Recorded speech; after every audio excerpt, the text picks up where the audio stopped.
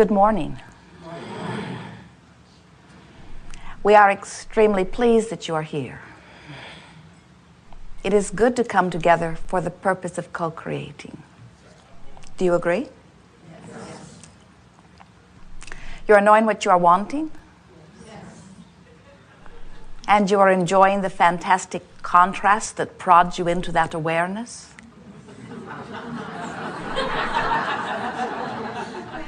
Oh, especially that. You are remembering that you are leading edge creators. You are feeling the importance of your perspective. We want you to.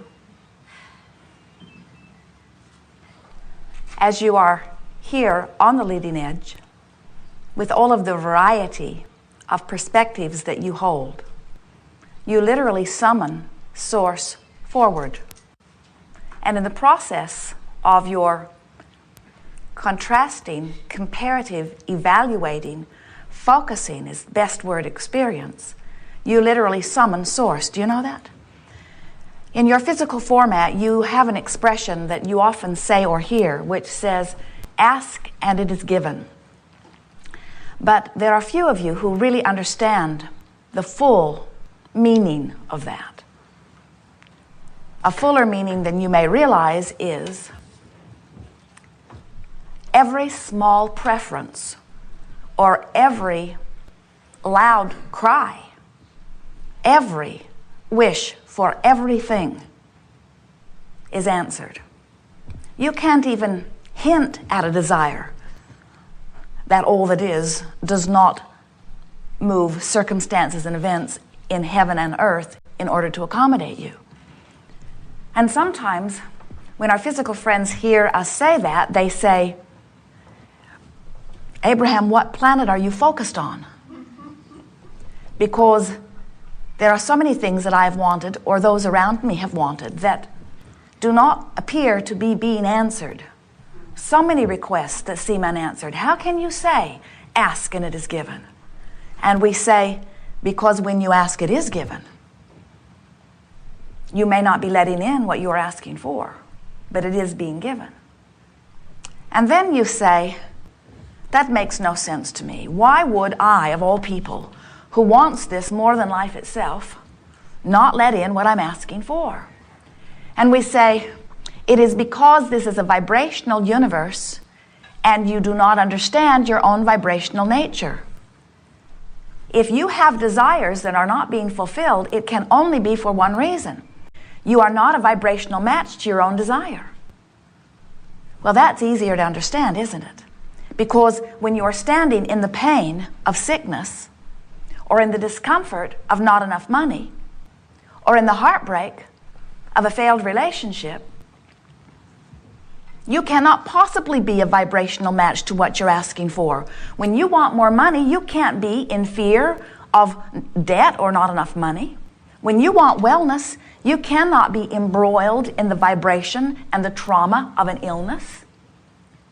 Because in this universe that is vibration-based and managed by law of attraction, you cannot offer one vibration and be a receiver of another, any more than you can set your radio on 98.6 and hear the music that's being offered on 101 FM. Vibrations must match up. So how do you, in your physical format, go about matching up vibrations? How do you know what your vibrational content is? You can feel it. When you are in alignment with your source energy, you feel what you would call positive emotion. Feels like joy, feels like appreciation, feels like passion, feels like eager romping through life experience. Watch the little ones, they still remember. When you feel fear or anger or frustration or blame or guilt or any of those emotions that you describe as negative emotions, that is your indicator that you're not matching up, not right now. It doesn't mean you're failing. It doesn't mean you are inappropriate. It doesn't mean you're wrong. It means you're not a vibrational match to what you're asking for. So how does this happen? How does it happen that people, person, you, could be a mismatch to wellness. Well, you could be talking about illness. You could be gathering statistics about it. You could be focusing on those who are sick. You could be looking at your own physical condition. So how do you go about offering a vibration that matches what you want? You do it by thinking about what you want, by talking about what you want, by pretending that you already have it, by imagining that it is done.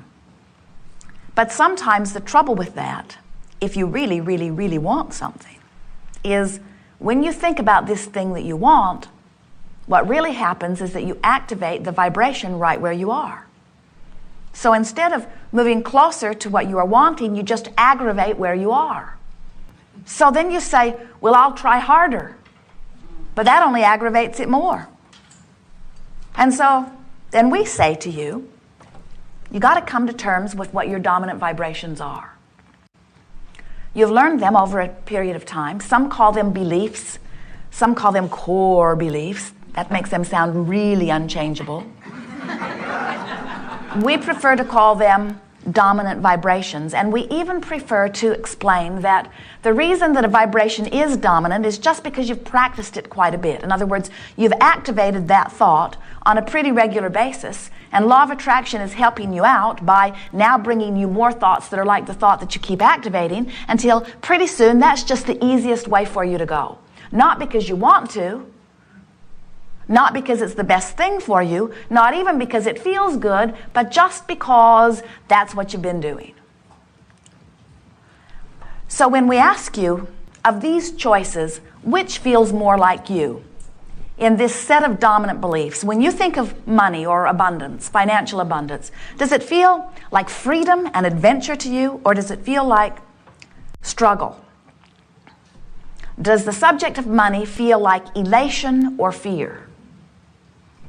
Sometimes you say, oh, some of all of that, and we say that's good. That means you do have more aptitude to change or to choose. When we ask you about your dominant relationship, does it feel like fun or bondage? When we ask you about your body, do you feel sure-footed? Do you feel vulnerable? You can tell how you feel. You can tell how you usually feel. You know, if you'll stop to think about it, where your dominant vibrations are. And we're wanting to soften the idea of a dominant vibration by saying, it's just the vibrations that you've activated most. So you say, well, if it's just a matter of activating a vibration, then I suppose I could deactivate those that aren't serving me. We say, go ahead. So you say, all right, I'm going to deactivate that vibration. But you didn't, you activated it. So you say, I'm not going to think about that anymore. I'm going to deactivate that. But you've just activated it again. So how do you deactivate a vibration so that it is no longer continuing to be or become a dominant vibration? The only way that you can deactivate one vibration is by activating another. Because this is a universe that is based on inclusion, not exclusion. So when you say yes to something, you include it. When you say no to something, you include it. So when you say, I'm not going to activate you anymore, you've just done it. And the more you don't want to activate it, the more you activate it. There's a war on drugs, a war on terrorism, a war on crime, a war on teenage pregnancy, a war on cancer, a war on all kinds of things, and every one of them getting bigger. Because humans keep thinking they can push hard enough against that thing they do not want, and that they will eventually obliterate it in their attention to it. And we say, it could not be more backwards. You must deactivate that which you do not want by activating that which you do want. So as Esther listens to us, and she listens to you, and she listens to herself, and she realizes that even today, with all that she has learned from us, and all that life has taught her, is that there are some things still where she carries a vibration from way, way, way, way back. And every now and again, something happens that causes it to come alive again, to reactivate within her.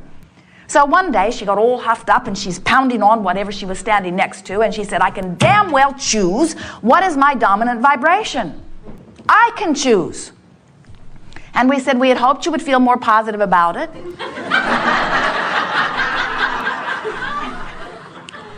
But step one is good too. Because you do have to reach this place where you decide you're going to choose. And when you decide you're going to choose, what that means is you're going to start directing your thought. You are going to start setting vibrations in motion. You're going to deliberately choose the sequence of thoughts until law of attraction can get hold of it and help you along. And before you know it, you are offering vibrations deliberately rather than by default. And when you begin to offer your vibration deliberately, then you can proudly proclaim, and you will feel it from the very fiber of your being, that you are a deliberate creator. It turns out that what deliberate creating really is allowing the well-being that is natural to you. But it's not the easiest thing in the world to allow the well-being that is natural to you when you're already standing in the middle of something that you don't want, because almost all of you give most of your vibrational offering in response to something that you're observing. So if you're standing in the middle of something that pleases you, then you're offering a vibration that matches it and you're attracting more like it. But if you're standing in the middle of something that doesn't please you, then you're offering a vibration that matches it and you're attracting more like it. What we notice as we watch so many of you is that you are living very good lives. The basis of your expectation is really in a very good place. Look at how you live. There is so much more that is working in the way you want it to than is not. But as you are here in this leading edge forum, really wanting to be the creator of your own experience, we are here to help you fine-tune. Because from our perspective, there is no reason ever that you should live anything other than that which you are choosing to live. We just want you to know what you are choosing and how you are choosing it. We want you to know that everything that is manifesting in your experience, every emotion that you feel, you are choosing. Sometimes it doesn't feel like it, you say, and we say, well, that is only because you are not choosing enough on purpose to recognize when you're not choosing on purpose. In other words, if you are just giving your attention to whatever is out there, there's a lot of things out there. There are pleasing things and not pleasing things. So in order to help you sort of sort that out, we have some questions for you. And we would like you to choose. You can speak out loud if you want to. It doesn't matter if you do. We would like you to choose of these two choices, which feels more like you. Do you choose truth or not truth? Do you choose feeling good or feeling bad? Do you choose truth or feeling good?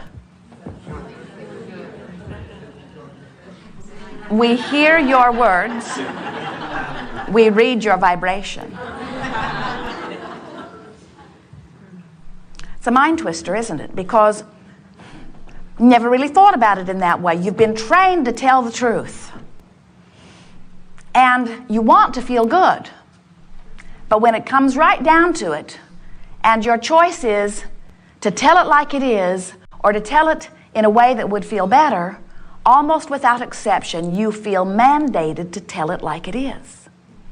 And what we're wanting to help you to realize is that if you keep looking at what is and offering a vibration in response to what is, nothing can change for you because the universe is responding to your vibration.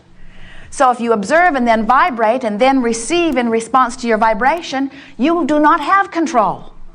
You have to offer a vibration because you choose to offer a vibration, not because there is some fact or evidence. And the thing that we really want you to hear, this is the part that is most interesting to us as we observe you. We know that every single fact or every single truth or every single evidence or manifestation that every single one of you is living is as a result of your attention to the subject. So there is no reality that is separated from your attention to it. So why do you let someone's attention to something that you don't want, which created some reality that you don't want, that became some truth that has nothing to do with you, why do you let that then be the thing that you think you should give your attention to?